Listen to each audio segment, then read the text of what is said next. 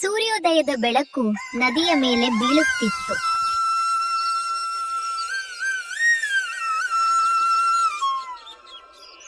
ಚಿನ್ನದ ಹೊಳಪಿನಂತೆ ನದಿಯು ಮಿಂಚುತ್ತಿತ್ತು. ಹಳ್ಳಿಯೊಂದು ಎಚ್ಚರಕ್ಕೆ ಬಂದಿತ್ತು. ಆದರೆ ಒಂದು ಮನೆ, ಹರಿರಾಮನ ಮನೆ, ಅಲ್ಲಿ ಆಗುತ್ತಿದ್ದದ್ದೇ ಬೇರೆ ಕಥೆ. ಏಯ್ ಶಿವ, ಎದ್ದೇಳು. ಎಷ್ಟು ಹೊತ್ತು ಮಲಗುತ್ತೀಯಾ? ನಾನು ಇರುವವರೆಗೂ ನಿನಗೆ ವಿಶ್ರಾಂತಿ ಇಲ್ಲ. ಅಣ್ಣನ ಧ್ವನಿ ಕೇಳತ್ಕೊಡಲೆ ಶಿವರಾಮ ಮೌನವಾಗಿ ಎದ್ದು ಕೊಂತ. ನಮ್ಮ ಮನೆಯ ಸುತ್ತ ಕೊಳಚೆ ತುಂಬಿದೆ. ಊರಿನವರೆಲ್ಲ ನಗುತ್ತಾರೆ. ಇವನಿಗೆ ಏನು ಅರ್ಥ ಆಗಲ್ಲ. ಶಿವರಾಮ ಪ್ರತಿದಿನ ಈ ತರದ ಮಾತುಗಳನ್ನು ಕೇಳುತ್ತಿದ್ದ, ಆದ್ರೆ ಉತ್ತರ ಕೊಡುತ್ತಿದ್ದಿಲ್ಲ. ಅವನು ಮೌನವಾಗಿ ಎಲ್ಲವನ್ನು ಸಹಿಸುತ್ತಿದ್ದ. ಆಗ ಮನೆಗೊಬ್ಬಳು ಅಜ್ಜಿ ಬಂದ್ಲು. ಮಕ್ಕಳೇ, ಈ ಬಾರಿ ಮಳೆ ತುಂಬಾ ಜಾಸ್ತಿ ಇದೆ. ನದಿಯು ತುಂಬಬಹುದು. ಎಚ್ಚರ. ಮಳೆ ಬಗ್ಗೆ ಎಚ್ಚರಿಕೆ ನೀಡಿ ಅಜ್ಜಿ ಮರಳಿ ಮನೆಗೆ ಹೋದ್ರು. ಇದನ್ನು ಕೇಳಿದ ಹರಿರಾಮ ತನ್ನ ಹೊಲಕ್ಕೆ ಹೋದ. ಮಳೆ ಬಿರುಸಾಗಿ ಬರುತ್ತಿತ್ತು. ಅಯ್ಯೋ, ಬೆಳೆಯೆಲ್ಲ ಹಾಳಾಗಿ ಹೋಯ್ತು. ಬೆಳೆ ಹಾಳಾಗಿರೋದನ್ನು ನೋಡಿದ ಹರಿರಾಮ ಬಹಳ ಬೇಜಾರಿನಲ್ಲಿ ಮನೆಗೆ ಹೋದ.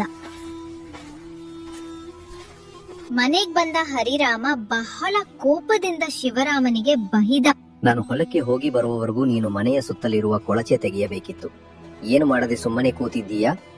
ನೀನು ಯಾರಿಗೂ ಉಪಯೋಗ ಇಲ್ಲ. ಅದನ್ ಕೇಳಿದ ಶಿವರಾಮನ ಹೆಂಡತಿ ಬಹಳ ಭಯದಿಂದ ನಿಂತಳು.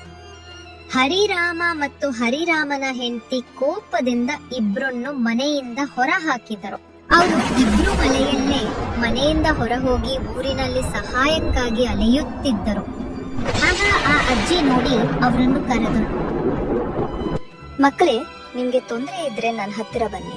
ನನಗೆ ಒಂದು ಮನೆ ಇದೆ, ಅದು ನಿಮಗೆ ಕೊಡುತ್ತೇನೆ. ಅಜ್ಜಿಯ ಮಾತು ಕೇಳಿ ಇಬ್ರಿಗೂ ತುಂಬಾ ಖುಷಿಯಾಯಿತು. ಅಜ್ಜಿ, ನಿಮ್ಮ ದಯೆಗಾಗಿ ಧನ್ಯವಾದ. ನಾವು ನಿಮಗೆ ಜೀವಪೂರ್ತಿ ಋಣಿಯಾಗಿರುತ್ತೇವೆ.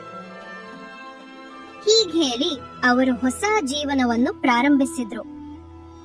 ಸಮಯ ಕಳೆದಂತೆ ಅವರ ಬದುಕು ಬದಲಾಯಿತು.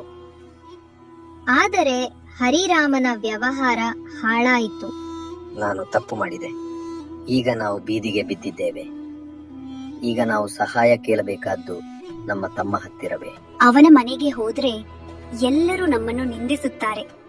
ಆದ್ರೆ ಬೇರೆ ಆಯ್ಕೆ ಇಲ್ಲ. ಹೀಗೆಂದ್ಕೊಂಡು ಹೋದ್ರು. ಅಣ್ಣ, ನೀವು ಇಲ್ಲಿ ಬನ್ನಿ, ನಮ್ಮ ಮನೆ ನಿಮ್ಮದೇ. ಇವರು ನಮ್ಮನ್ನು ಮನೆಯಿಂದ ಹೊರ ಹಾಕಿದವರು ಇವತ್ತು ಮರಳಿ ಸಹಾಯ ಕೇಳುತ್ತಿದ್ದಾರೆ.